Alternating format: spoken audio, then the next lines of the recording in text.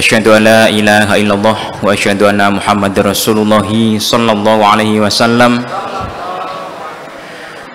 wa ala alihi wa ashabihi amma ba'du. Yang kami hormati Bapak Prof. Eko Yudo Tamtomo beserta rombongan. Yang kami hormati Bapak Kiai Haji Sultan Fazlan Yurzakun MPA beserta Bapak pengurus dan seluruh tamu undangan Jakarta Timur 1. Pertama-tama kita bersyukur kepada Allah semua atas nikmat, rahmat serta hidayah yang telah Allah berikan kepada kita semuanya, sehingga pada malam hari ini kita bisa berkumpul di Masjid Shiratal Mustaqim ini, yang insya Allah pada kesempatan malam ini kita akan mendapatkan ilmu, ya, pencerahan kesehatan. Maka semua atas nikmat dari Allah kita syukuri dengan kalimat syukur alhamdulillahirabbil alamin. Yang kedua kali syukur kepada para perantara agama semua atas perjuangan, atas amal solehnya, semua disyukuri dengan kalimat syukur alhamdulillahi jazakumullahu khairan. Yang ketiga kalinya kami tidak lupa bersyukur kepada para jamaah semuanya, semua atas amal solehnya, atas kesabarannya untuk memenuhi atau mendatangi undangan pada malam hari ini. Ini insya Allah semua ingin sehat, gitu. Kalau kita sehat, ibadah juga lancar, ibadah juga enak, mencari rizki juga lancar. Nah, semua atas kesabarannya disyukuri dengan kalimat syukur alhamdulillahi jazakumullahu khairan. Semoga Allah selalu menambah manfaat dan barokahnya. Untuk membarokahkan waktunya, langsung saja acara yang pertama yaitu pembukaan yang akan dibuka oleh Bapak Kiai Haji Sultan Fazlan Yurzakun MPA. Kepada beliau waktu dan tempat kami persilakan.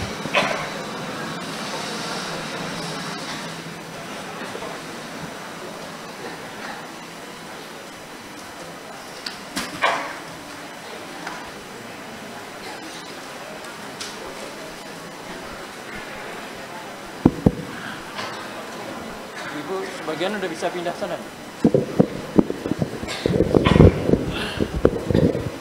Sebagian bisa pindah sana ibu-ibu. Ini agak AC gitu. Ya. Assalamualaikum warahmatullahi wabarakatuh.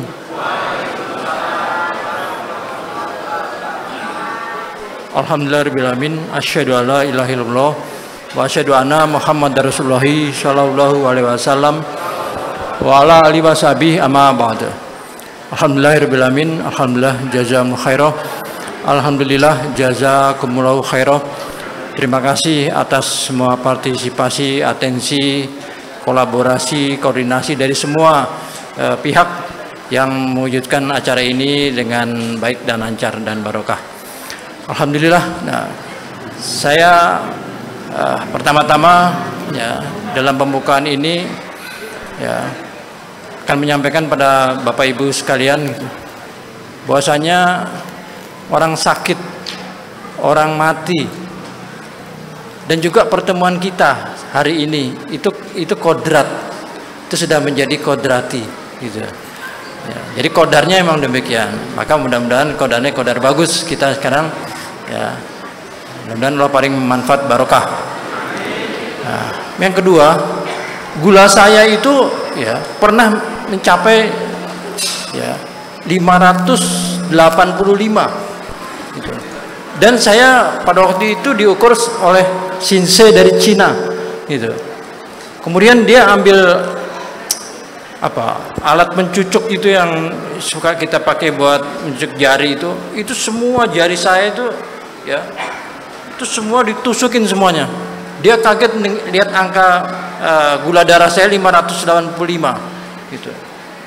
Kemudian darah mengalir di semua telapak tangan kiri, tangan kanan mengalir semua sampai di telinga sini, Pak.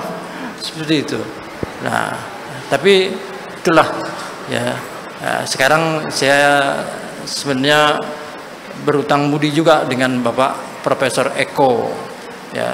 Beliau ini kandidat Nobel Gitu. Dengan move-nya, dengan gerakannya untuk menyehatkan rakyat Indonesia, beliau ini kandidat Nobel, tidak berlebihan ya, tetapi ya, beliau bahkan berjuang ya menghadapi apa namanya industri farmasi raksasa gitu, yang menutup ya ilmu ya yang beliau kembangkan, padahal ilmu itu datang dari Barat juga, padahal ilmu itu datang dari Eropa, dari Amerika, pokoknya dari pemenang-pemenang hadiah Nobel itu yang maju-maju seperti itu. Nah, jadi kita bersyukur beliau bisa datang kemari. Tempat tinggalnya di Kalimantan, di Balikpapan, seperti itu. Ya, alhamdulillah, jazakumullah khairan. Selanjutnya, ya, saya mau menyampaikan itu. Pola makan kita ini terutama ya, pola makan kita itu beda dengan zaman dulu. Gitu. Zaman dulu sebelum Masehi itu, ya. Kita tahu kan, ada dalam hadis itu namanya Nabi Adam, ya. Nabi Adam itu, ya, naik haji itu 1000 kali. Beliau tempat tinggalnya di daerah apa namanya, di apa India. Kemudian dia naik haji ke Mekah, ya, kan jauh sekali itu dari India ke Mekah, jauh sekali, dan jalan kaki, bayangkan aja. Nah, tapi beliau pada waktu itu boleh dikatakan disebutnya nomaden. Artinya apa? Dia makan protein aja, seperti itu. Nah, baru ketika ditemukan gandum menetap, ya, baru beliau itu, ya, nenek moyang kita itu, ya, keturunannya lambat laun kena gitu, kena dengan tadi karbohidrat, gandum itu karbohidrat, gitu. Nah, itulah ya. Sekali lagi yang ingin saya sampaikan, ya, makanya di sini itu ada 3 jurus ya, pola nafas, pola makan, dan pola puasa ya. Ini nanti akan berguna bagi kita semuanya. Ya, silakan disimak ya, mudah-mudahan memberi manfaat dan barokah ya. Kepada Profesor Eko Yudo Tamtomo saya persilahkan ya untuk memberikan pencerahan. Sementara dari saya, assalamualaikum warahmatullahi wabarakatuh. Ya.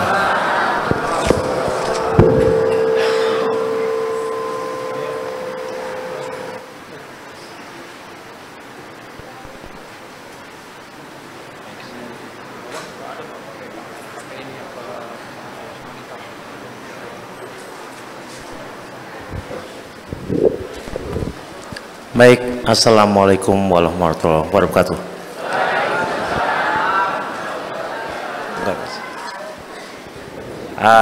Baik, Bapak Ibu sekalian, para hadirin yang terhormat, terima kasih saya untuk undangannya bisa hadir malam ini di Masjid Shirathul Mustaqim atas undangan Kiai Sultan. Saya memanggilnya Pak Bambang Irawan ya, karena saya nggak tahu kalau ternyata beliau seorang yang ditinggikan di sini, dihargai di sini. Perkenalkan, nama saya adalah Eko Yudo Tamtomo. Saya tinggal di Pontianak, jadi bukan di Balikpapan ya. Kalau andai kata bicara Kalimantan, kayaknya Kalimantan cuma 1, padahal banyak, ada 5 ya. Ada 5. Nah, saya ada tinggal sebelah barat. Saya di Pontianak. Aslinya saya di Magelang, Jawa Tengah. Cuman saya udah merantau 32 tahun di sana. Nah, dalam kesempatan kali ini saya ingin bercerita serta ingin berbagi pengetahuan tentang kesehatan yang selama ini jarang diketahui. Kita sudah lama ya, kok kayaknya yang namanya kalau bicara penyakit penyakit manusia zaman sekarang, terutama di abad 21 sekarang, dari kurun waktu 100 tahun ini, penyakitnya makin lama makin aneh, ya kan? Penyakit diabetes, terus kemudian penyakit ginjal, terus penyakit jantung, terus darah tinggi, terus penyakit liver, terus penyakit hal-hal yang sebenarnya bukan penyakit menular, Tapi penyakit yang tiba-tiba menyerang kita dan kemudian kita bertanya, dari mana datangnya penyakit ini? Begitu Bapak Ibu.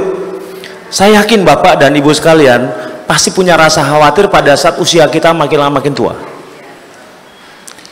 Kalau andai katanya sakit, mulai terasa kebas-kebas, kesemutan kakinya, mati rasa, terus kemudian hasil laboratorium menunjukkan bahwa uji kimia darah kita berubah, pasti langsung ragu-ragu, ada apa ini?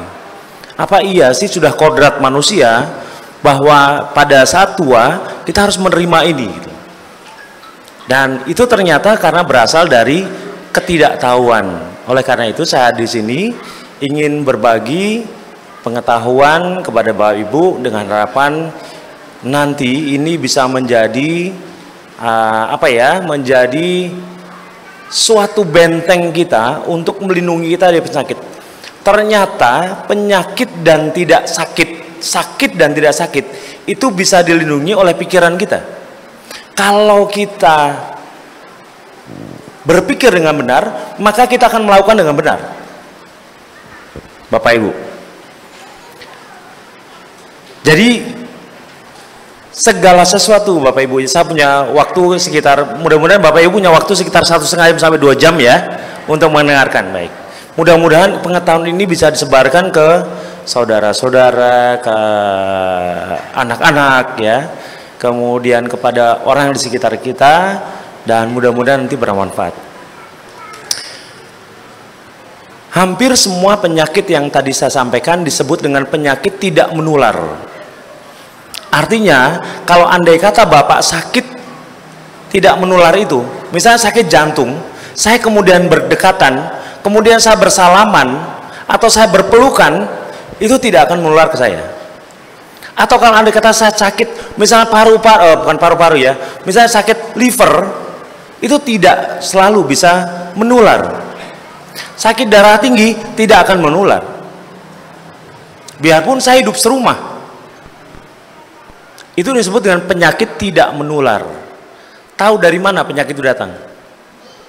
Apakah dia datang waktu malam-malam ada setan, gua kasih lo penyakit lo? Enggak. Ternyata penyakit itu datang dari apapun yang kita masukkan ke dalam mulut kita. Makanya untuk memasukkan sesuatu ke dalam mulut kita butuh pengetahuan, Bapak Ibu sekalian. Butuh pengetahuan. Jadi kalau andai kata kita punya pengetahuan, kita akan membatasi mana yang boleh dimasukkan ke mulut kita dan tidak. Saya ingin cerita apa sih kenapa ada yang boleh dan tidak. Orang diabetes, ini kita bicara mengenai diabetes ya. Kita akan mulai dengan ibunya dari penyakit itu. Jadi sumber dari penyakit, ibu dari segala penyakit, rajanya dari penyakit itu adalah diabetes. Karena diabetes kita dapat 5 bonus. Dapat 5 bonus. Itu siap. Kalau andai kata, jadi ciri-ciri orang sakit diabetes itu adalah gula darahnya di atas normal. Berapa sih normal?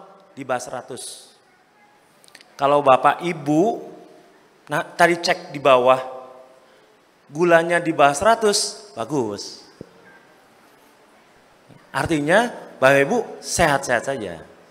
Bagaimana kalau andai kata gulanya di atas 100, tapi di bawah 160-an?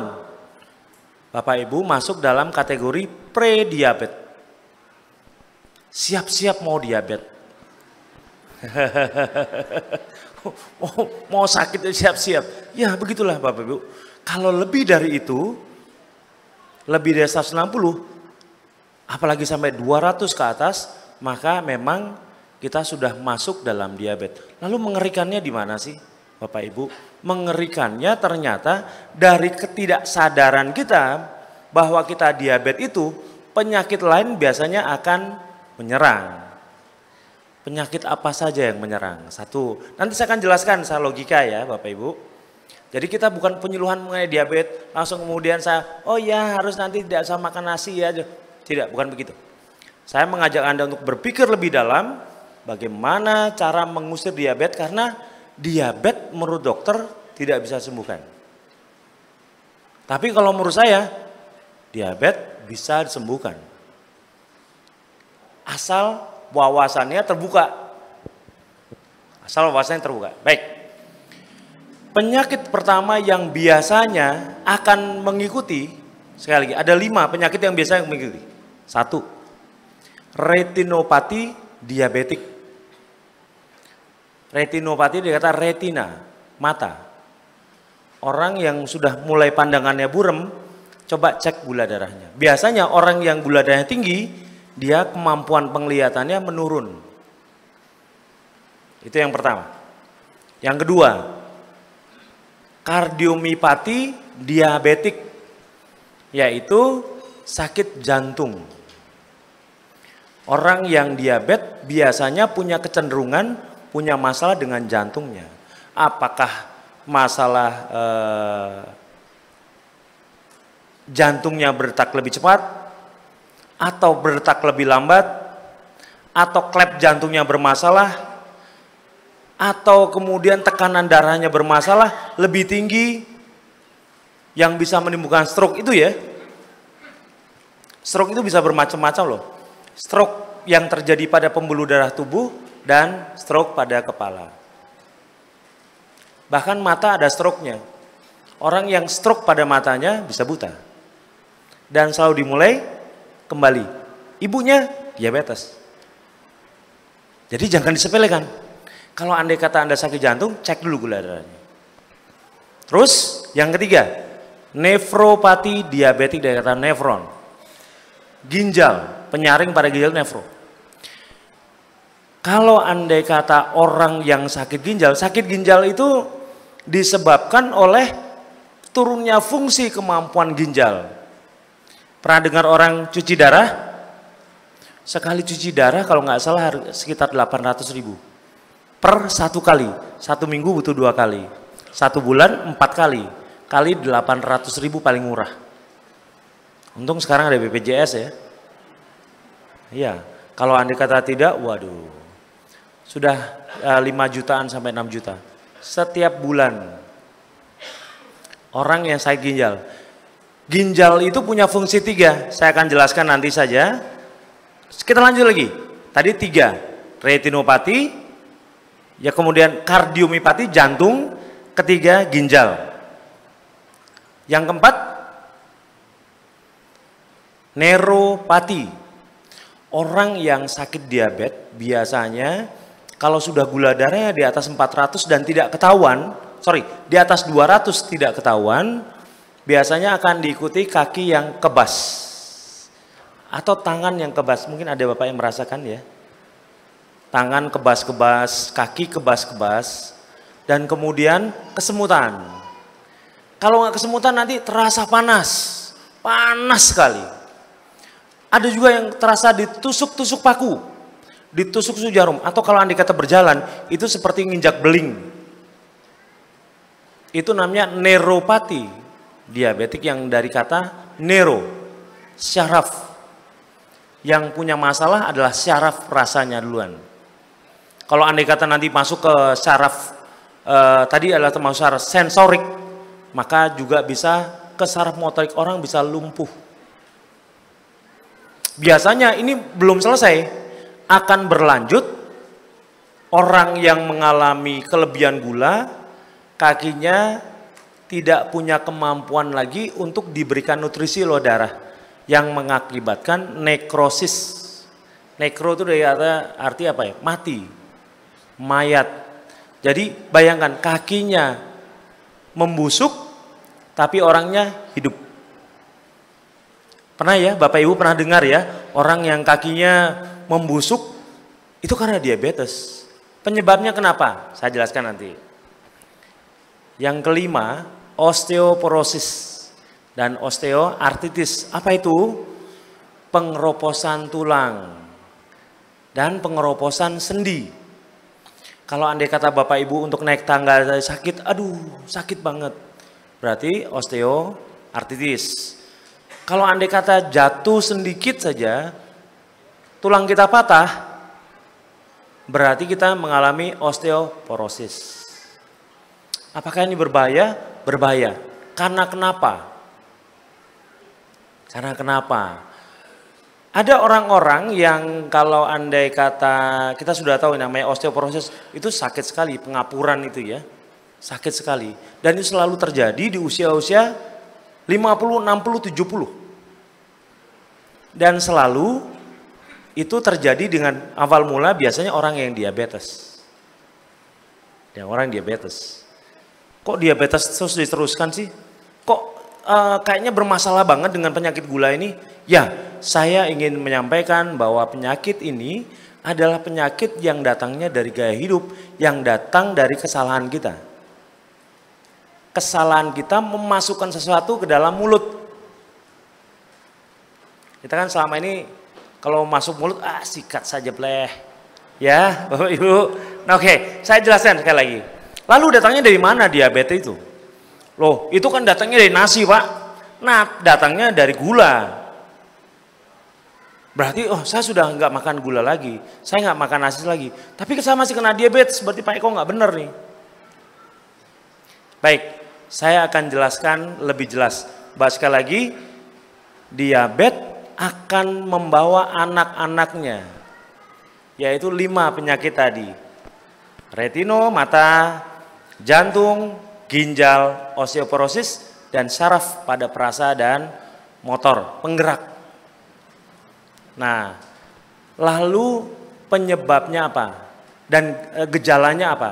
Orang diabetes biasanya tanda-tandanya itu kalau berkegiatan, biasanya kalau habis pagi barusan bangun, mungkin jam 4:30 bangun, jam 9 sudah pengen tidur lagi.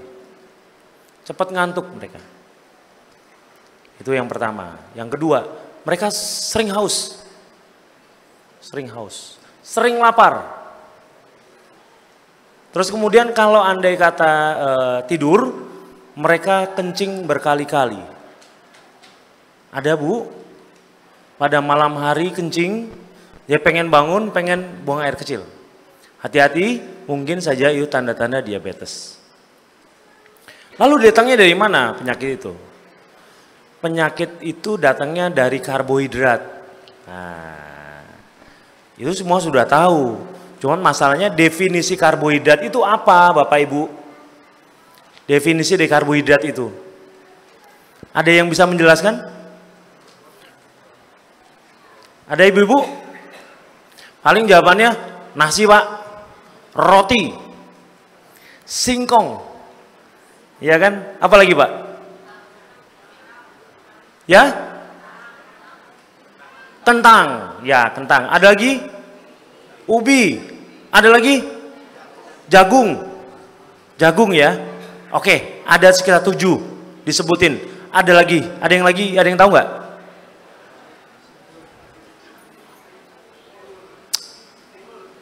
Oh ya, nasi, singkong, kentang, jagung, ubi. Apa Bu?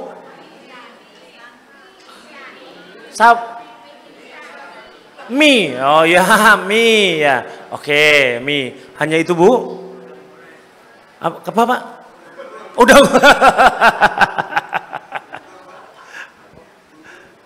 Iya, bulgur dan sebagainya. Oke baik. Saya ingin jelaskan dulu karbohidrat itu sebenarnya apa.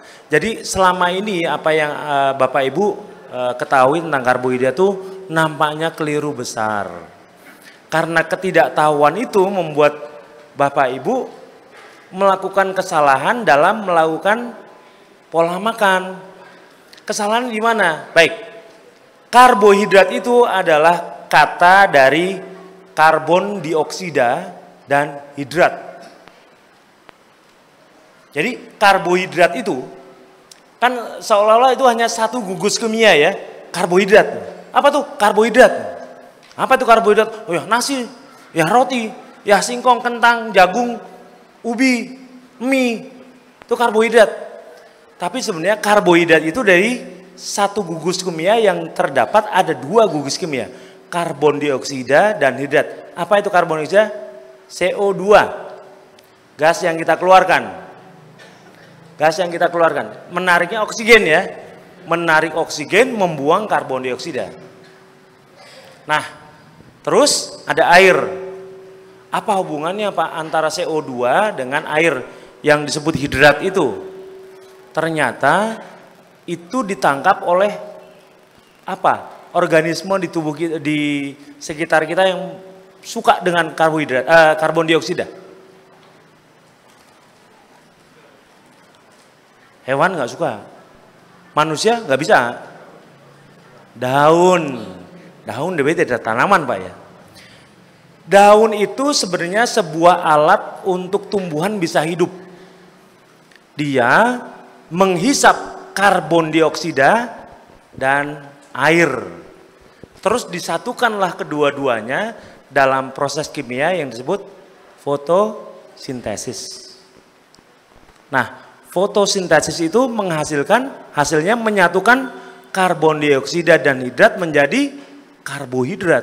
Artinya semua produk tanaman, apakah akarnya, apakah batangnya, apakah daunnya, buahnya, bijinya, karbohidrat. Artinya selama ini kita makan karbohidrat semuanya. Baru tahu kenapa orang-orang diabetes tidak bisa sembuh. Dan dokter mengatakan Anda tidak akan sembuh seumur hidup. Jadi makanlah obat terus. Berapa banyak uang yang dikeluarkan negara untuk hal seperti ini. Harus memberikan obat kepada seseorang seumur hidupnya karena dia sakit diabetes. Karena kenapa? Tidak ada peluang untuk sembuh. Baru paham ya? Ternyata yang namanya karbohidrat adalah semua produk dari tanaman. Kita makan bawang dijadikan bumbu karbohidrat. Kita makan apel, makan jeruk, makan rambutan, makan duren, karbohidrat. Nah terus makan sawi, makan kangkung, yang murah-murah, makan bayam, makan sayur apa yang Bapak Ibu suka? Karbohidrat. Semua bumbu-bumbu dari jahe, dari lengkuas, dari apa ya bumbu-bumbu itu, dari merica, karbohidrat. Makanya kalau andai kata saya berikan merica 1 butir saja kepada orang yang diabetes, naik gula darahnya. Dan itulah ternyata kita meracuni. Celakanya apabila kita jalan-jalan, kita piknik, ngajak anak-anak, ngajak keluarganya, ngajak suami, ngajak istri dan sebagainya. Ayo Pak kita jalan-jalan wisata kuliner. Wah, betul ya Bapak Ibu? Nah, kalau dulu zaman saya piknik, zaman saya masih kecil, saya masih sama orang tua saya, biasanya, ayo kok jalan-jalan ke sana, piknik. Biasanya orang tua udah bawa tikar tuh, naik motor. Bawa tikar, kita biasanya karena adik saya waktu itu masih ada 1, jadi naik motor berempat. Kita jalan-jalan ke gunung, bawa tikar, cari tempat yang enak, gelar tikarnya, makannya apa? Rantangan. Kalau sekarang enggak.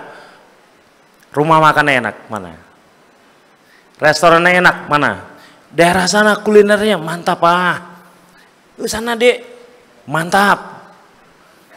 Coba saya akan berikan suatu identifikasi cara mengetahui, mudah-mudahan Bapak Ibu bisa mengikuti ya. Kalau 1 piring ada nasi, ada sayur di situ, kemudian ada bakwan, kemudian kasih misalnya apa, perkedel, enak ya, wah enak banget tuh. Nah kemudian biasanya kalau anak-anak bisa, mah tambah mie dong, tambah mie, terus kemudian minumnya apa, es teh, ya, es teh orang sini, es teh, buahnya apa, jeruk, itu karbohidrat semua enggak? Semuanya karbohidrat Bapak Ibu. Nah celakanya itu karbohidrat masuk ke tubuh kita yang terbuat hampir seluruhnya dari protein. Tubuh kita ini dari protein semua Bapak Ibu. Dari mulai rambut, saya nggak ada rambutnya Pak. Mulai dari rambut, dari mulai kulit, otot-otot kita, tulang-tulang kita semuanya terbuat dari protein. Bayangkan, karbohidrat itu hanya sumber tenaga. Yang dibutuhkan tubuh itu hanya 20%. Tetapi kita memberinya bukan hanya 20%. Kita memberinya ribuan persen. Membanjiri tubuh kita dengan karbohidrat. Padahal kalau karbohidrat masuk ke mulut kita dan diolah oleh pencernaan kita, dia akan diolah menjadi glukosa. Apa itu glukosa? Gula. Artinya semua yang kita masukkan akan menjadi glukosa yang meningkatkan gula darah kita. Makanya orang-orang yang biasa makan tumbuhan, gulanya akan naik. Kalau tidak wanti-wanti dengan benar, mereka akan naik gulanya. Makanya orang-orang yang tidak makan nasi pun bisa kena diabetes. Itu baru satu masalah. Kemudian di tubuh kita itu pada dasarnya kita harus pandai-pandai mengidentifikasi makanan. Bapak Ibu harus yakin dulu ya bahwa kalau andai kata kita menzolimi diri sendiri dengan cara seperti itu, maka Bapak Ibu kan sakit. Dan sakitnya bukan sekarang. Berikan saja anak kita karbohidrat terus menerus, dia sakitnya mungkin bukan besok atau lusa. 20 atau 30 tahun yang akan datang. Makanya karbohidrat sering saya sebut racun lambat. Dia akan meracuni kita 20 atau 30 tahun yang akan datang kalau kita tidak bijaksana makannya. Nah, disitulah kita akan mulai kesadaran cara makan. Nah, coba kalau andai kata Bapak Ibu ke toko-toko ya, mungkin ke supermarket, ke pasar, apa yang ditawarkan di sana? Semuanya karbohidrat. Semua snack-snack karbohidrat. Ada emping, ada snack yang enak-enak itu Bu, yang rasanya manis segala macam, ngakunya hanya sekitar 4% karbohidrat totalnya. Mereka hanya berpikir konsumen itu sepertinya dibohongi bahwa seolah karbohidrat itu identik dengan gula. Sehingga pada saat mereka mencantumkan pada nutrition fact, itu hanya disebutkan 4%. Padahal produknya itu yang merupakan dari tumbuhan itu adalah karbohidrat juga. Tapi tidak dihitung, tidak diperlihatkan sama kita. Dan itu menyenangkan. Kalau andai kata makan snack kan 2 bungkus rasanya kurang ya. 2 bungkus itu karbohidrat semua. Nah, Bapak Ibu sekalian, apabila kita tidak bijaksana, maka anak-anak kita akan meniru cara kita. Pernah mendengar bahwa ada seseorang yang mengatakan bahwa saya sakit gula karena orang tua saya menurunkan ke saya. Jadi ini penyakit keturunan. Saya tidak mengatakannya demikian. Saya mengatakannya bahwa ini adalah kebiasaan yang diturunkan. Kita biasa makan karbohidrat dan karena kita tidak tahu bahwa ini karbohidrat, maka kita akan membiasakan anak kita untuk mencontoh kita. Dan mereka akan menganggap bahwa apa yang orang tua makan adalah makanan yang benar. Dan kemudian mereka akan juga pelihara untuk anak-anaknya juga, cucu kita nanti. Itulah makanya disebut penyakit diabetes dianggap penyakit turunan. Sebenarnya adalah penyakit dari kebiasaan yang diturunkan. Itu Bapak Ibu. Nah, lalu kenapa? Jadi Bapak Ibu harus sadari bahwa di sekitar kita ada lautan karbohidrat. Pasti mungkin ada yang ingin berbantah-bantah dengan saya. Kan karbohidrat penting, ya penting, betul. Tapi sebenarnya hanya butuh 20% saja. Kalau nggak ada karbohidrat ya kita nggak bisa melakukan pekerjaan kita. Benar, tapi kita tidak perlu sebanyak itu dalam memakan karbohidrat. Makanya harus mengenal juga yang namanya protein. Di sini saya lihat sudah ada tulisan-tulisan, saya lihat tadi isinya mengenai makanan yang boleh dimakan dan tidak. Itu ada protein. Di manakah protein itu? Ya, protein itu kan ada telur ya, ada daging ya, kemudian ada ikan. Itu adalah protein. Kita akan belajar sedikit mengenai IPA, mengenai biologi ya Bapak Ibu sekalian. Nanti supaya Bapak Ibu bisa mengenal bagaimana tubuh kita bekerja dan kenapa tubuh kita menjadi sakit. Baik, yang namanya gula tadi, kalau andai kata kita makan terlalu banyak, maka dia akan mulai mengacaukan siklus metabolisme. Metabolisme itu adalah kerja tubuh. Tubuh manusia pada dasarnya hanya bisa menerima gula paling tinggi 100 mgdl, miligram per desiliter. Makanya kalau dicek gula darahnya, berapa gulanya Pak? Oh di bawah 100, oh bagus. Berarti tubuhnya memang bermetabolisme dengan bagus.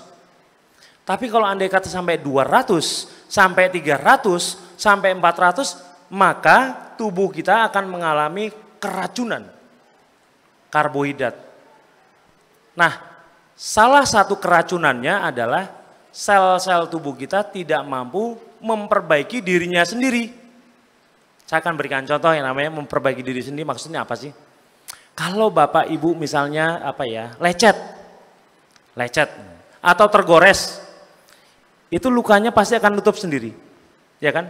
Kita nggak perlu harus membebat atau memerban tangan kita, dia akan menutup sendiri pelan-pelan. Dan kemudian sekitar 7 hari kemudian dia akan sembuh. Bapak jatuh, memar, dalam waktu mungkin 5-7 hari sembuh sendiri. Ya, kemudian misalnya patah tulang, tulangnya akan nyambung sendiri. Karena kenapa? Tubuh punya kemampuan untuk memperbaiki, menyembuhkan dirinya sendiri. Itu udah hukum alam. Sudah hukum alam.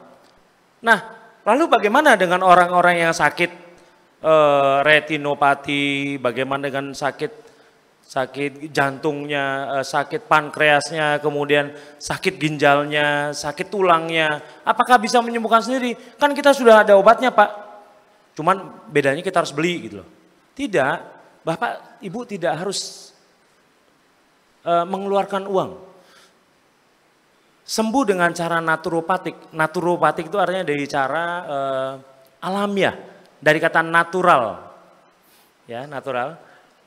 Itu sebenarnya tidak perlu biaya, tapi perlu pengetahuan dan semangat. Bapak Ibu sekalian. Perlu pengetahuan dan semangat. Ini adalah bagian dari pengetahuannya. Apabila tubuh kita keracunan gula, maka tubuh kita yang tadinya punya kemampuan memperbaiki diri sendiri menjadi hilang. Saya akan berikan contohnya. Yang sederhana. Kalau andai kata ibu misalnya melahirkan atau bapak mau operasi, itu pasti dokter akan mensyaratkan gula darahnya di bawah 150. Kenapa? Kenapa coba? Bapak Ibu kalau misalnya mau dioperasi, pasti dokter akan menyatakan, Pak ini gula darahnya harus turun dulu, kita turunkan dulu gulanya. Kalau andai kata dia 150, jangan, ibu juga. Misalnya mau sesar gitu ya, ternyata gula darahnya tinggi. Pasti dokter tidak akan mau. Kenapa? Kalau andai kata gula darah tinggi, sel tidak mampu untuk memperbaiki dirinya sendiri. Kalau andai kata terluka, maka dia tidak akan bisa menutup. Kenapa itu? Itulah kita mengenal yang namanya regenerasi sel. Bapak Ibu, apa sih regenerasi sel? Sel ternyata punya kemampuan untuk mengganti dirinya sendiri apabila sudah rusak. Jadi jangan salah, Bapak Ibu kalau andai kata misalnya makan, ya Bapak Ibu kalau misalnya makan, itu akan digunakan oleh tubuh kita untuk mengganti sel yang lama dengan sel yang baru. Maksudnya gimana sih Pak? Dia seperti shifting, bergantian, bergiliran. Begitu makan, sel-sel tubuh kita yang sudah mati, itu akan diganti dengan yang baru. Misalnya contoh, darah itu punya siklus 120 hari. Artinya di sumsum tulang belakang dan sumsum tulang panjang, sumsum tulang panjang kita itu memproduksi sel darah merah. Bentuknya seperti butiran, warnanya merah-merah. Nah, umur butiran darah merah tadi 120 hari. Artinya kalau andai kata dia setelah dibuat, dia kemudian bekerja, setelah hampir mendekati 120 hari, maka dia akan mulai mati. Mulai sakit-sakitan dan mulai mati. Tapi pada saat dia mati, disebut namanya apoptosis. Setelah dia mati, maka tubuh akan mengetahui, oh ya, ada darah yang mati butirannya. Saya akan membuat satu lagi, menggantikan dia yang mati. Dia buatlah sel sumsum tulang belakang dan tulang panjang akan membuat satu butir lagi. Tetapi dalam satu hari yang mati bukan satu Bapak Ibu, miliaran. Miliaran butir darah merah mati, kemudian dibuat lagi miliaran. Jadi kalau andai kata dari dulu sampai sekarang seharusnya darah kita harusnya makin banyak, tapi tidak. Darah kita akan tetap saja 6 liter. 6 liter. Dan kalau andai kata sudah mati, dibuang kemana? Dibuang dalam bentuk feses, buang air besar. Begitu Bapak Ibu. Jadi jangan dipikir bahwa kalau andai kata kita ke belakang, itu yang kita buang nasi-nasi kita yang kemarin. Belum tentu. Itu juga ada darah-darah sel-sel tubuh kita yang sudah tidak terpakai dan dibuang. Itu namanya regenerasi sel, itu contohnya darah. Kulit juga iya, sel otot kita juga demikian. Jadi selalu terjadi yang namanya proses regenerasi sel. Sel yang tua, yang sakit, yang mati akan digantikan dengan sel yang baru. Coba kita akan berikan contoh. Misal Bapak ini 20 tahun yang lalu ada fotonya pasti. Kenapa kalau andai kata disamakan, oh kok beda ya? Saya lebih muda. Sekarang lebih tua maksudnya, fotonya lebih muda. Kenapa? Karena ternyata memang ada pergantian sel tapi tetap saja tidak bisa menipu yang namanya usia. Selalu itu, selalu berputar. Nah, dari mana sel-sel itu datang? Kalau andai kata ada sel yang mati, pasti ada sel yang baru yang dibuat. Dari mana datangnya? Protein yang kita makan. Tapi celakanya Bapak Ibu makan karbohidrat. Pernah dengar ada bagian tubuh yang dibuat dari karbohidrat? Tidak ada. Karena tubuh kita seharusnya digantikan oleh sel-sel yang terbuat dari protein, tapi malah kita memberi makan tubuh kita dengan karbohidrat, apa yang terjadi? Mulai sakitlah kita. Karena kenapa? Sel-sel kita yang ada pankreas, ada jantung, ada mulai otot-otot kita dan sebagainya itu yang seharusnya digantikan oleh sel protein. Kan tubuh kita dari protein Bapak Ibu, bukan dari karbohidrat. Yang seharusnya kita dapatkan dari makanan-makanan protein, tapi diisi dengan karbohidrat. Apa yang terjadi? Kita mengalami deefisiensi, kekurangan protein. Akibatnya sakitlah kita. Yang ada gemuk aja. Gemuk itu bukan karena kebanyakan protein Bapak Ibu. Gemuk itu karena kebanyakan glukosa. Kita makan karbohidrat, makan tepung-tepungan, dibuat menjadi gula. Gula kalau andai kata kelebihan di tubuh akan disimpan. Disimpan dalam bentuk apa? Lemak. Lemak jadilah orang menjadi gemuk. Jadi orang gemuk itu belum tentu sehat. Ya, mulai paham Bapak Ibu ya? Oke, jadi sakit itu rata-rata datang karena kita salah makan. Orang gemuk tidak selalu sehat. Karena gemuk biasanya datangnya justru dari datang glukosa yang menjadi lemak. Mulai paham ya, ibu-ibu ya? Ada yang belum paham? Saya akan jelaskan lagi nanti. Terus kemudian, bagaimana dengan sel-sel tubuh kita? Sel-sel tubuh kita jumlahnya kira-kira 37 triliun. Jadi bukan miliar lagi Bapak Ibu. Kalau bertubuh besar itu sekitar 50 triliun. Wah, banyak sekali ya. Nah, bayangkan setiap hari kita harus memastikan bahwa protein kita tercukupi. Cuman masalahnya dunia sekarang makanan yang murah adalah dari karbohidrat. Yang mudah dibeli karbohidrat. Karena kenapa? Ya minum pasti manis. Yang botolan manis. Kecuali botol air mineral ya. Tidak manis. Tapi kalau andai kata ada Fanta, ada Coca-Cola atau semua minuman yang bungkusnya bagus-bagus itu yang menarik itu pasti semuanya manis. Full karbohidrat. Masalahnya kenapa? Nyaman. Karena kenapa? Karbohidrat itu mencandu Bapak Ibu, 5 kali lipat lebih mencandu dibandingkan narkoba. Coba sehari tidak makan gula, aduh, macam kesurupan kalau orang Pontianak bilang. Kita tergila-gila dengan gula. Iya kan? Kita tergila-gila dengan karbohidrat, dengan nasi. Nggak makan nasi sehari bingung, lemes, gemeter, pucet. Ya kan, malas kerja itu. Banyak Pak. Itu karena pola makan yang keliru. Kalau andai kata ini diberikan bertahun-tahun, maka tubuh kita akan mengalami defisiensi protein. Karena mengalami defisiensi protein, maka penyakit-penyakit degeneratif alias penyakit tidak menular tadi mulai datang. Yang pertama kali diserang adalah pankreasnya. Pankreas itu penghasil insulin.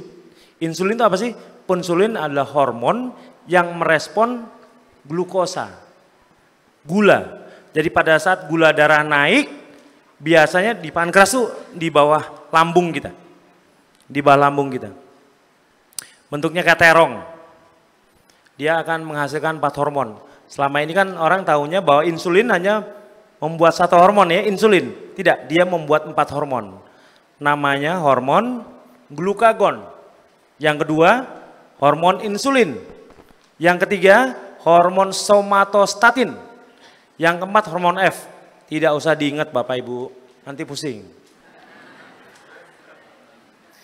Tapi yang jelas, orang kalau andai kata makan karbohidrat, yang akan memproduksi penangkalnya adalah insulin. Dia akan merubah itu menjadi tenaga kita. Jadi Bapak Ibu bisa bergerak sekarang, bisa beraktivitas, bisa ngobrol-ngobrol dengan saya, bisa duduk bersama di sini karena jasa dari insulin itu. Karena orang yang sakit diabetes biasanya insulinnya sudah tidak bisa lagi diproduksi. Akibatnya dia lemas terus. Pengennya duduk terus. Saya nggak bisa kemana-mana, saya tidak bisa melakukan apa-apa. Mau ngomong saja malas. Karena kenapa? Insulinnya tidak ada. Apa sih gunanya insulin? Insulin adalah salah satu hormon yang mengantar gula ke dalam sel. Jadi begini Bapak Ibu. Kalau andai kata tubuh kita terdiri dari triliunan sel, saya akan ambil satu saja. Saya ambil satu sel. Untuk kita bisa berkegiatan dan bertenaga itu butuh insulin. Insulin akan menangkap gula. Gula akan dibakar menjadi tenaga. Jadi kita jadi bisa ketawa-ketawa, bisa ngobrol-ngobrol. Itu karena jasa insulin. Nah ceritanya orang yang sakit diabetes pankreasnya tidak lagi memproduksi insulin. Wah, artinya gula yang ada di tubuh yang didapat dari tumbuhan yang masuk ke tubuh kita tadi, apa yang terjadi? Tidak bisa dibakar. Akibatnya gulanya naik. Ya kan ada yang naik ya Bapak Ibu ya? Ada yang naik. Itu kenapa? Karena insulinnya kurang. Gula darahnya banyak, dari makanan yang banyak, tetapi insulinnya tidak bisa membakarnya. Akibatnya gulanya dicek pada alat glukometer yang tadi waktu di bawah tadi, gulanya naik Bapak Ibu. Karena nggak bisa dibakar. Makanya karena nggak bisa dibakar, lemes. lemas. Makanya kita tidak bisa, pengen tidur terus. Itu tanda-tanda kenapa orang diabetes mudah tidur, mudah kelelahan, terus mudah sakit. Pernah kerokan Bapak Ibu? Sering. Pijetan, itu tanda-tanda sakit. Orang yang gulanya agak naik sedikit saja, pasti akan pegel-pegel badannya. Orang yang kerokan, itu tanda-tanda gula darahnya sedang naik. Gula sedang berusaha meracuni sel-sel kita. Kalau Bapak gula darah rendah, Bapak tidak akan mengalami sakit. Bahkan kerokan pun nggak perlu. Badan kita nggak akan pegal. Pegal itu karena gula darah cukup tinggi. Bapak tahu kenapa pada saat zaman COVID, orang-orang yang diabetes disembunyikan semua ke dalam rumah? Kenapa? Pernah dengar mengenai bagaimana membuat tape, Bu? Apa hubungannya tuh antara COVID dengan tape? Jauh banget. Jadi gini, Bapak Ibu, tape itu membutuhkan yang namanya ragi, ya kan? Kalau andai kata kita masak singkong, ya orang Sunda peyem ya, itu setelah dia direbus atau dikukus, kita akan berikan dengan ragi. Ragi itu jamur. Nah, kemudian dia akan terjadilah fermentasi. Fermentasinya menjadi empuk, ya kan, manis. Itu adalah proses tadi yang namanya fermentasi. Apakah bakteri bisa? Bisa. Pernah dengar mengenai E4, Pak? Yang suka pertanian pasti suka mendengar. Yang namanya E4, yaitu adalah cairan berbakteri, tapi bakterinya bakteri baik. Gunanya supaya tanaman menjadi subur. Itu dibutuhkan, untuk membuatnya dibutuhkan gula. Nah, ternyata yang namanya orang sakit COVID, itu juga ternyata virus itu suka gula. Karena gula adalah bahan bakar universal. Bukan hanya hewan yang suka gula. Loh, hewan kan nggak pernah saya lihat makan ngemut-ngemut gula di warung. Kan nggak pernah Bapak Ibu. Ya, hewan makan tumbuhan. Tumbuhan akan berubah menjadi glukosa, gula. Makanya tadi saya bilang ya, tumbuhan adalah produsen karbohidrat. Karbohidrat dimakan oleh hewan, hewan jadi sumber tenaga. Mereka suka gula. Nah, kemudian bukan hanya hewan yang suka gula, tanaman suka gula. Kalau andai kata tanaman disebar dengan sedikit micin apa? Bumbu masak ya? Itu subur ya. Kenapa? Itu mengandung gula itu. Lebih subur ya? Ya, mereka suka. Nah, kemudian bagaimana dengan bakteri?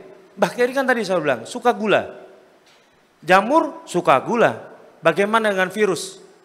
Suka gula. Makanya orang-orang yang sering menjadi korban virus dari COVID itu adalah orang-orang yang berpenyakit komorbid. Apa itu penyakit komorbid? Penyakit ikutan. Dan selalu dimulai dari diabetes. Karena orang diabetes gulanya lebih banyak dalam tubuhnya. Nah, serem kan? Makanya orang-orang yang sakit gula, sakit jantung, biasa turunan dari gula itu kan tadi sudah saya katakan. Sakit jantung, ya, sakit dia ginjal, ya kan? Sakit pembuluh darah, tekanan darah, itu disebut sakit komorbid. Penyakit tidak menular yang menjadi komorbid dan di mana virus suka. Karena kenapa? Kecenderungan orang yang sakit seperti itu gulanya tinggi. Wah, mulai serem ya makin lama ya. Jangan salah, kanker juga iya. Kanker itu adalah bagian tubuh kita yang memecah dan membentuk kehidupan sendiri. Dia hidupnya dari apa? Gula. Saya punya anggota sampai per hari ini jumlahnya 20.000 orang Bapak Ibu dari seluruh Indonesia. Saya melatih mereka melalui media sosial. Saya berikan link pelatihan kepada mereka selama 30 hari. Jadi selama 30 hari mereka saya minta untuk mendengarkan apa yang saya sampaikan. Kemudian saya minta mereka menganalisa tubuh mereka sendiri dan kemudian mengetahui bagaimana tubuh mereka bekerja dan kemudian mereka harus menyembuhkannya. Dalam waktu paling lama 4 bulan. 4 bulan. Harus sembuh diabetesnya. Yang menurut dokter tidak bisa sembuh seumur hidup, harus bisa sembuh dalam waktu 4 bulan. Tapi ikuti apa yang saya sampaikan.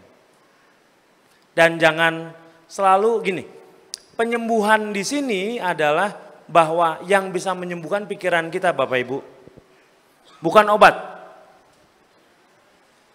Yang bisa menyembuhkan adalah apa yang kita pilih, kita analisa, kita identifikasi mana yang harus kita masukkan ke mulut kita dan mana yang tidak boleh kita masukkan.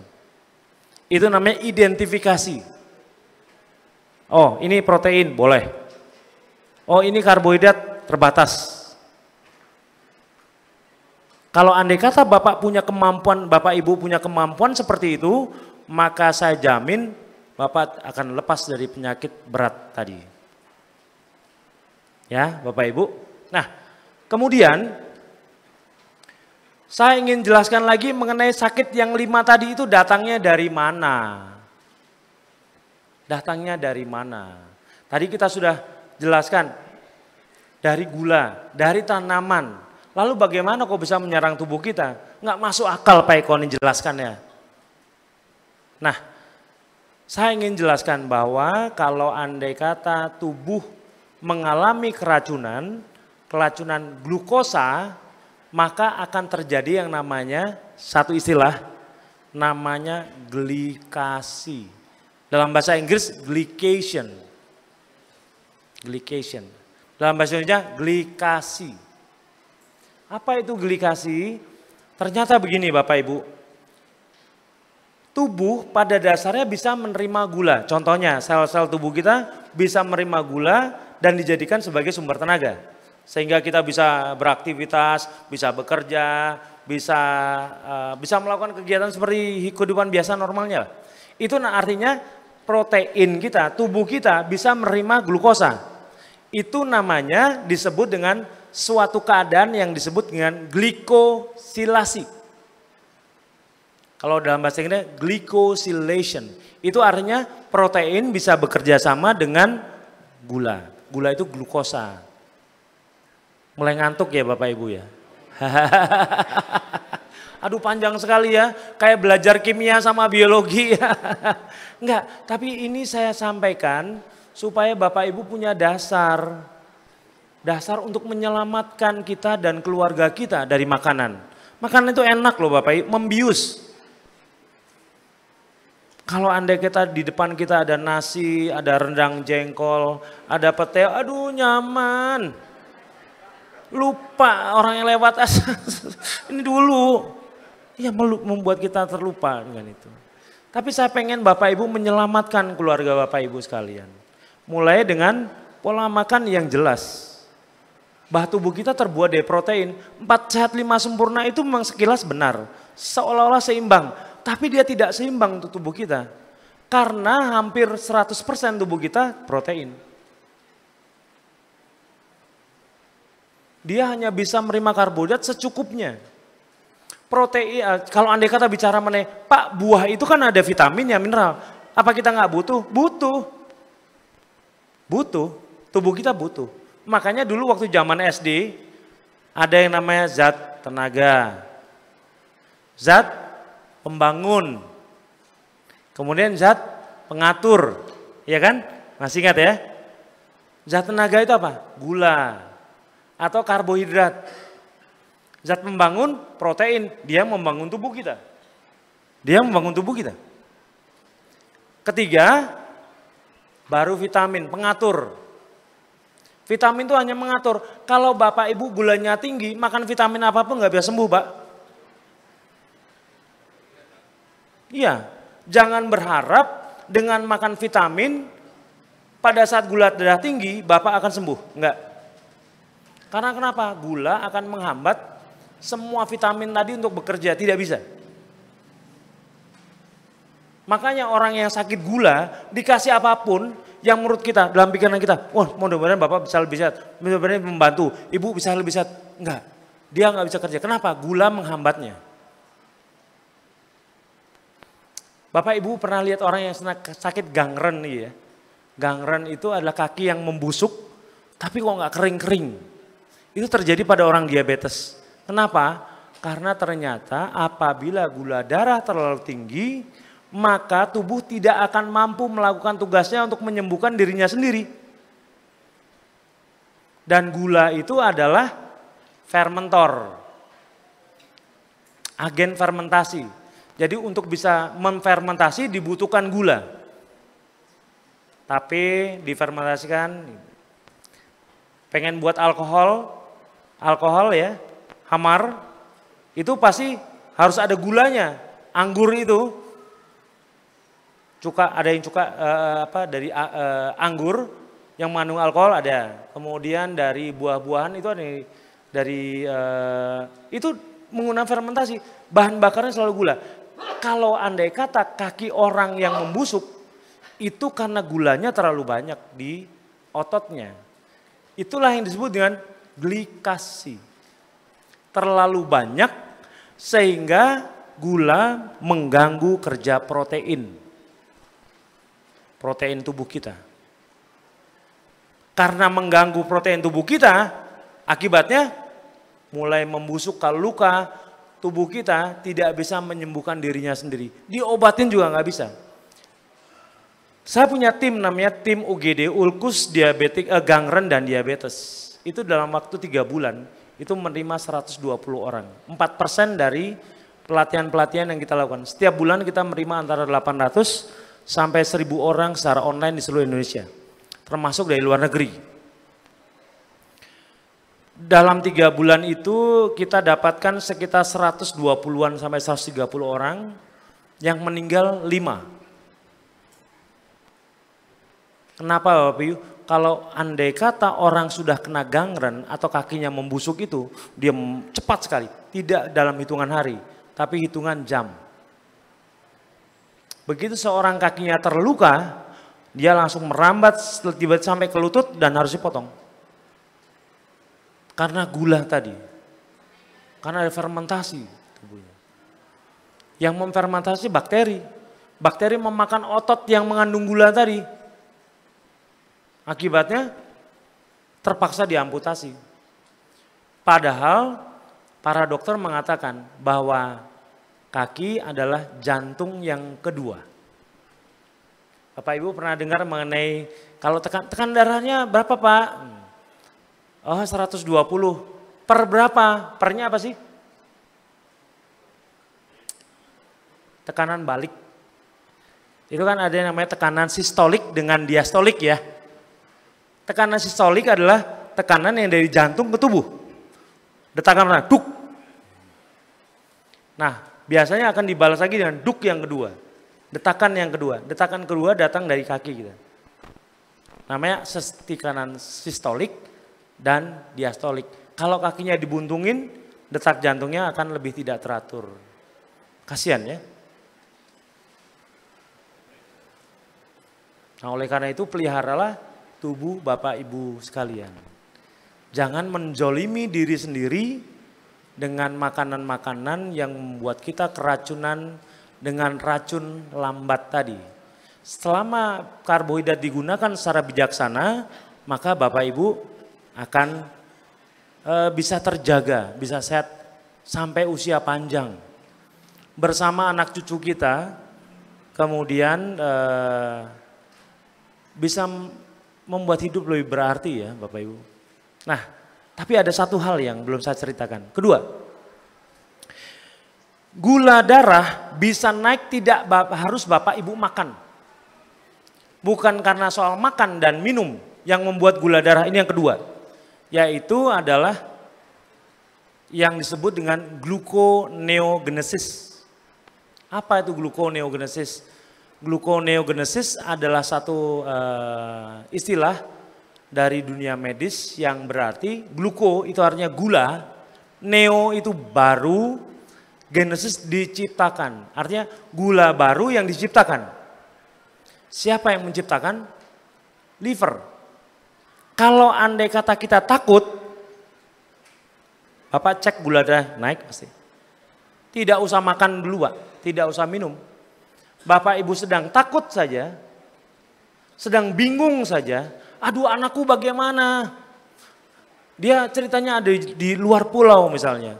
Dia misalnya lagi menyeberang ke sini dan tidak dapat kabar.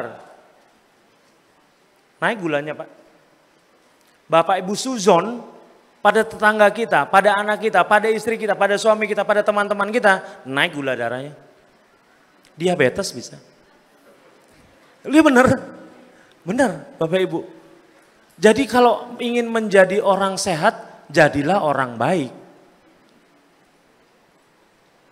Pada saat Bapak, kalau orang Jawa itu apa ya? Ngerasani, apa ngerasani ya? Ngerasani itu menggunjing ya dalam hati ya. Bergibah. Wah, gibah bro, asik kan? Tunggu aja, gula darahnya pasti naik. Itu betul. Sekarang banyak eksekutif muda, ini beneran Bapak Ibu ya, dari apa yang saya terima kan orang-orang yang belajar banyak 20.000 itu kan suatu informasi banyak yang bisa kita terima. Rata-rata orang yang sakit diabetes bukan di kalangan tua saja, sekarang bergeser ke arah muda. Mereka yang punya kebiasaan ngomel sama anak buahnya, mengejar-ngejar target kerjanya, kemudian memaksa-maksa untuk melakukan apa yang dia minta, gula darahnya tinggi. Itulah yang disebut gluconeogenesis. Kalau nggak percaya nanti coba cek di Google.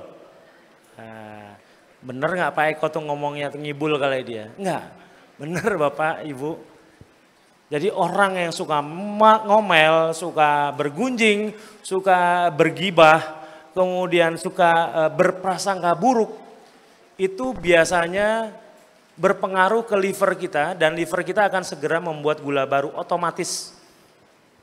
Tidak usah disuruh-suruh, jangan bikin gula ya, gue mau ngegibah dulu nih. Enggak, dia otomatis Bapak Ibu.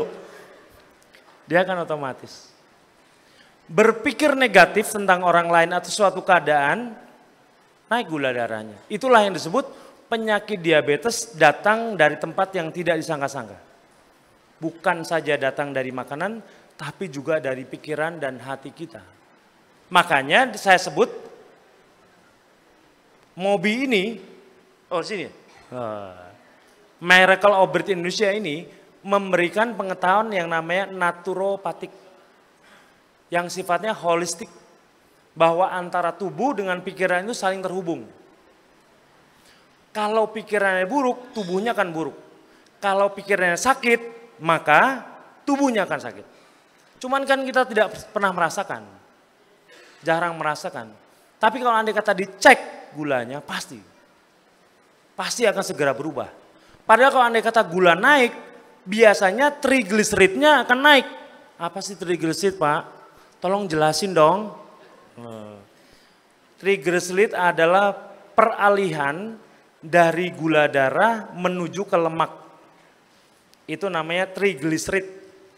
Jadi itu sama dengan lemak darah, tapi masih berputar-putar dia dalam darah. Kalau andai kata yang sudah menetap, sudah dapat pemukimannya, nah ini namanya lemak yang namanya adiposa. Nah, tapi kalau masih jalan-jalan namanya trigliserid. Nah, dari trigliserid timbul nanti kolesterol. Banyak. Ada berapa sih kimia darah di tubuh kita? Ada sekitar 70 kimia darah. Kalau andai kata Bapak Ibu cek di lab, kan bisa kelihatan tuh SGOT, SGPT yang menunjukkan unjuk kerja hati ya. Troponin yang menunjukkan kerja jantung ya kan. Kreatinin menunjukkan kerja ginjal. Ureo menunjukkan kerja limpa. Ya kan Bapak Ibu bisa lihat. Itu hanya di laboratorium.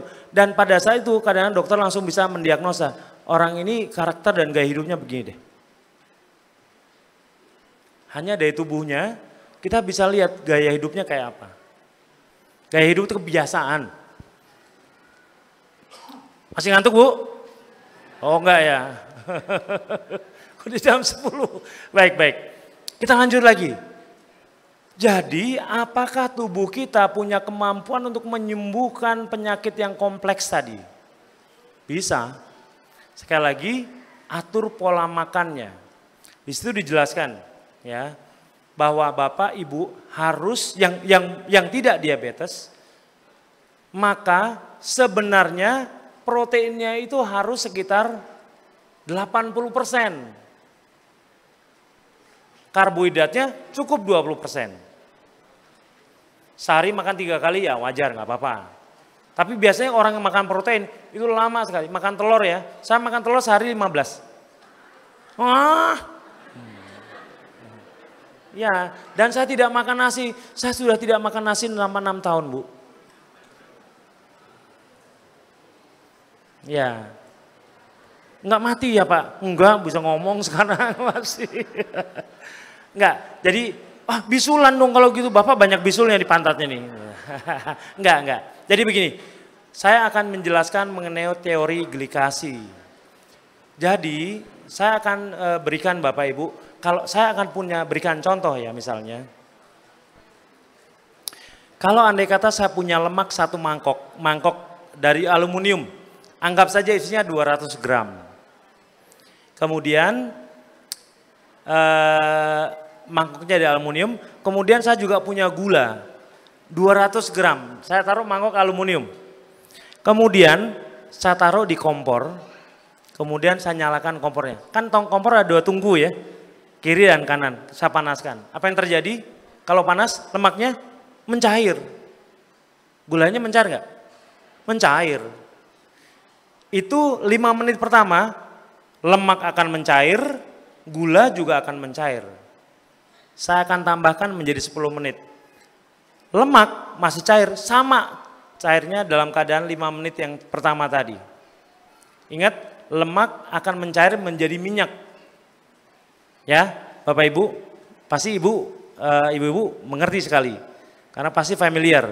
Gula kalau sudah 10 menit dia bukan mencair, mengental. Apa namanya Bu? Mengkaramel. Wah, Bapak pasti diam aja. Apa tuh? Ya, itu mengental, dia mengkaramel. Dia menjadi coklat dan mengental. Sedangkan minyaknya tadi tetap cair, Pak. Bagaimana kalau andai kata dua-duanya saya campur? Lemaknya tadi yang cair tadi dengan gula yang juga sudah mengental tadi. Saya masukkan semuanya, saya tuang kemudian saya aduk. Apa yang terjadi Pak? Lemaknya akan menjadi kental. Lemaknya akan menjadi kental. Nah, apa sih yang ingin diceritakan dari sini?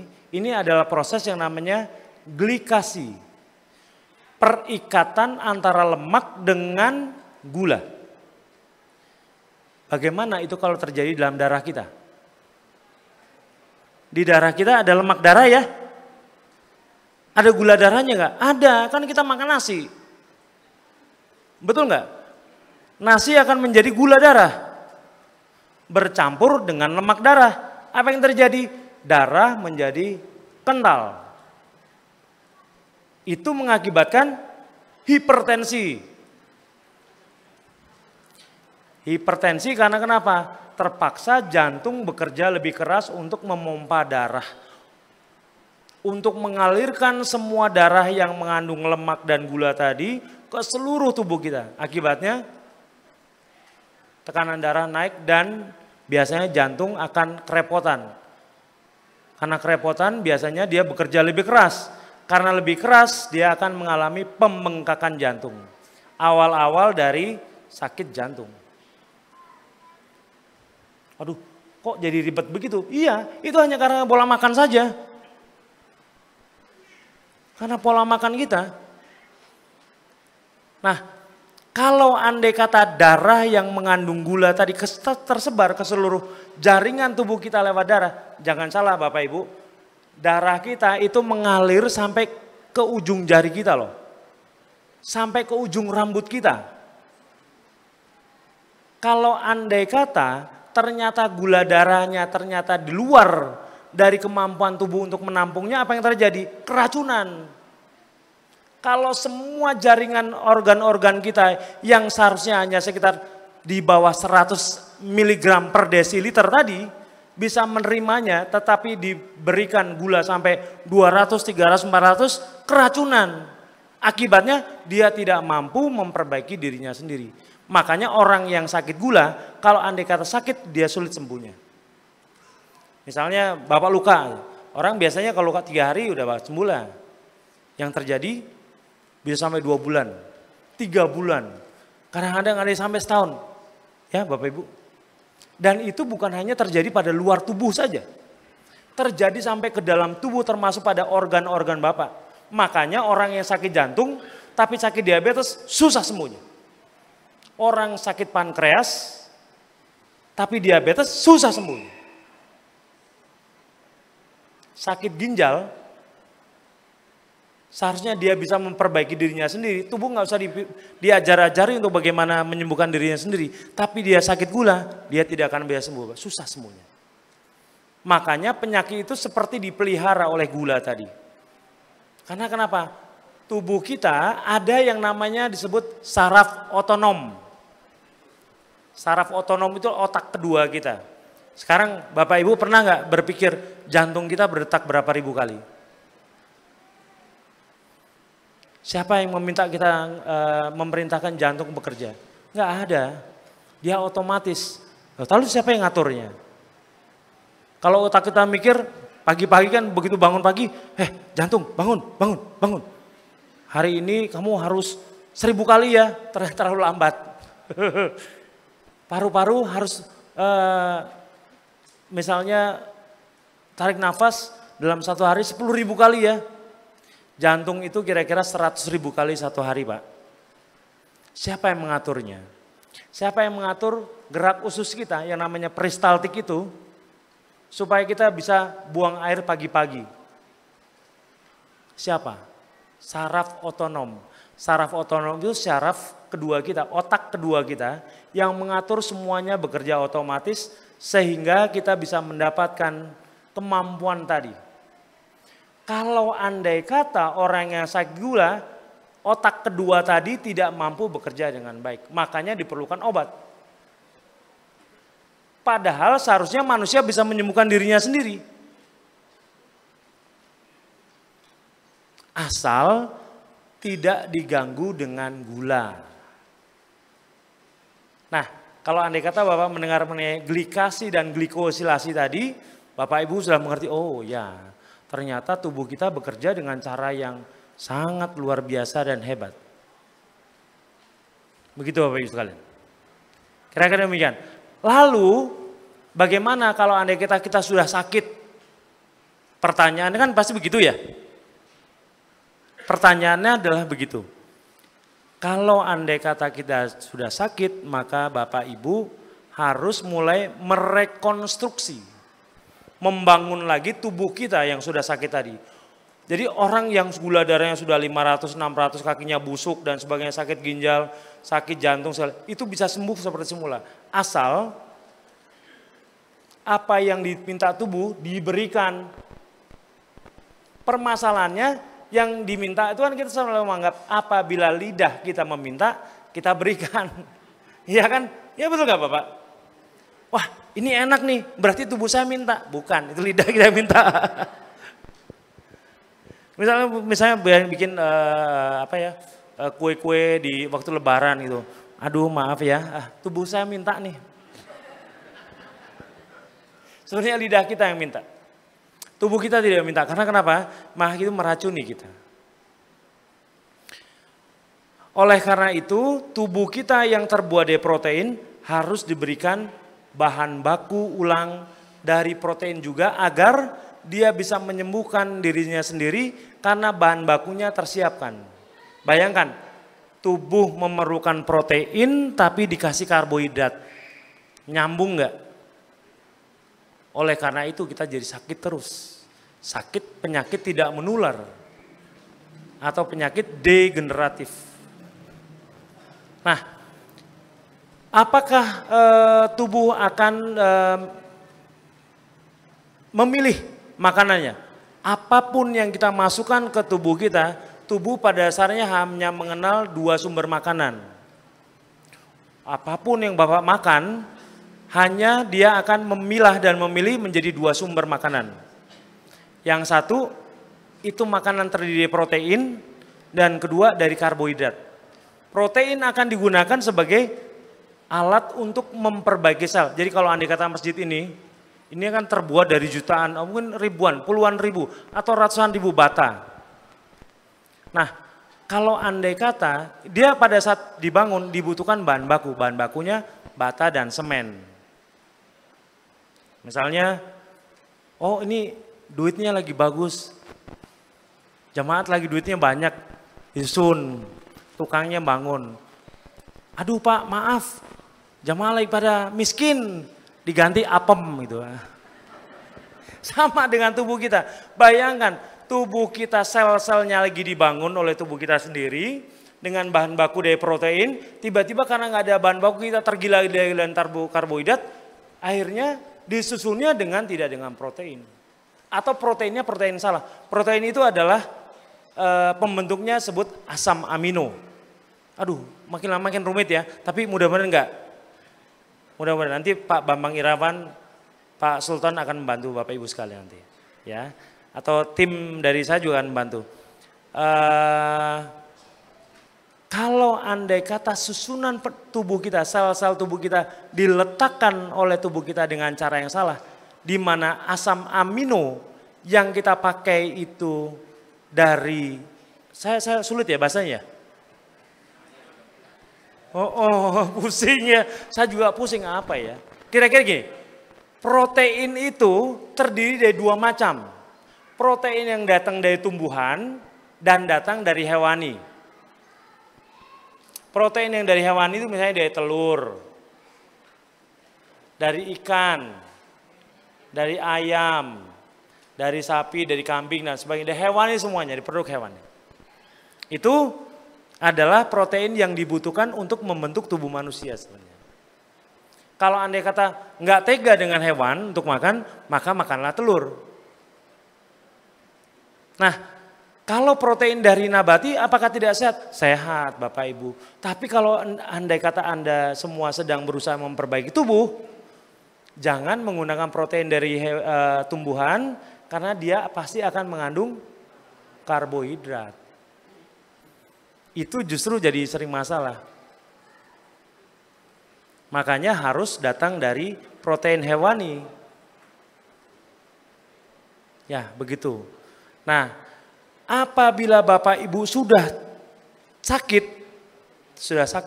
maka Bapak Ibu harus mulai memenuhi kebutuhan. Nggak enak Bapak Ibu, setiap hari makan telur 16 tuh 15 nggak enak. Nggak enak sampai kayak telur kan saya. Iya, jadi memang, tapi ini yang tubuh minta saat ini. Pasti ada godaan dari luaran. Ngapain kamu makan seperti itu, nggak enak banget hidup. Hidup kan cuma sekali, nikmatin aja. Biar sakit nggak apa-apa. Ya Bapak Ibu, tapi enggak, tubuh kita ini punya harapan besar. Pada saat kita punya keluarga, punya istri, punya suami, punya anak, punya cucu, kita kan pasti ingin hidup lebih lama bersama mereka. Iya kan? Buat apa kita hidup lama bersama mereka, tapi kita menyusahkan mereka? Tidur terkapar gitu ya. Oh, banyak, kalau di YouTube saya namanya Miracle of Bread Indonesia. Itu banyak sekali orang bertestimoni yang sembuh dari diabetesnya, yang bermula dari orang-orang yang nggak bisa, misalnya nggak bisa jalan, hanya tidur saja berbulan-bulan, saya bertahun-tahun. Tapi kemudian sekarang bisa berjalan lagi, bisa beraktivitas. Saya lihat bisa karaoke dengan teman-temannya, ya karaoke keluarga kan, sama keluarganya. Atau bermusik, atau kemudian mereka bisa mengadakan reuni bareng. Hah, kok bisa sembuh ya? Setahun kamu sakit. Ya, banyak keajaiban terjadi karena pola makan seperti ini. Apakah ini ajaib? Tidak. Ini semua berlatar belakang keilmuan yang ilmiah. Cuman masalahnya kita mau tidak melakukannya. Jadi kalau Bapak Ibu ingin menyelamatkan suami, menyelamatkan anak, coba rubah pola makannya. Kalau andai kata memang belum sampai terjerumus sakit ke diabetes. Kalau andai kata sudah sakit diabetes, maka gunakan apa yang saya sampaikan tadi. Kira-kira demikian. Kemudian mengenai, saya perkenalkan yang namanya IF. Wah ini masih panjang nih. IF itu namanya intermittent fasting. Fasting kalau dalam bahasa Indonesia artinya puasa. Jadi puasa itu bagus Bapak Ibu, jangan salah. Tetapi ada perbedaannya, ini namanya puasa kesehatan. Intermittent fasting. Puasanya dimulai dari jam 8 malam. Buka pada jam 12 siang. Kira-kira 18 jam. Tujuannya supaya usus kita beristirahat. Beristirahat mengelola makanan, menguras dan memeras makanan, memetabolisme. Dan kemudian menghabiskan gula. Jadi kalau andai kata kita mendengar namanya satu siklus, siklusnya namanya sirkadian. Jadi manusia itu selama ribuan tahun punya kebiasaan yang sama. Apabila matahari sudah terbenam, pasti dia akan tidur. Maka perutnya seharusnya tidur juga. Ya, perutnya harus beristirahat juga. Dan dia kalau andai kata bangun, maka perutnya harus bangun. Tetapi dalam hal ini seseorang harus melanjutkan puasanya sampai jam 12. Supaya apa? Supaya gula darahnya turun. Jadi bagi ibu-ibu yang merasa, aduh saya nggak cantik sekarang, saya pengen cantik, puasa deh, kurus. Dijamin, tapi tidak lapar karena jam 12 sudah buka. Itu namanya intermittent fasting. Terus Bapak pernah dengar yang namanya autofagi? Pasti ada yang pernah dengar, autofagi. Autofagi itu begini, apabila seseorang berpuasa lebih dari 72 jam, 72 jam itu artinya 3 hari. Tidak makan, boleh minum, ya boleh minum. Tidak makan tetapi boleh minum, maka sel-sel tubuhnya itu akan mengalami kelaparan. Sel-sel tubuhnya akan mengalami kelaparan dan kemudian pada saat mengalami kelaparan dia akan memakan temannya yang sedang sakit. Mengerti Mas saya? Sel-sel tubuh itu ada yang sakit, ada yang sehat. Yang sehat akan berusaha makan sel-sel yang sakit. Kenapa? Karena sel-sel yang sakit itu akan membuat tubuh kita sakit. Jadi apabila kita berpuasa selama 3 hari, maka sel-sel yang sehat akan memakan sel-sel yang sakit. Itu namanya autofagi. Fagi dari kata makan. Nah, kalau andai kata kita sanggup berpuasa 3 hari, maka biasanya pada hari keempat sakit kita jauh lebih bagus, lebih sehat. Anda tidak akan mati untuk kita. Saya pernah berpuasa selama 5 hari. Tidak makan, baik-baik saja, tetap gendut, baik-baik saja. Jadi di sini bukan ingin sombong ya, tetapi ini untuk kesehatan. Jadi puasa itu adalah suatu metode untuk menyehatkan diri sendiri. Karena kenapa? Karena pencernaan kita menjadi beristirahat, kita akan menjadi lebih efisien.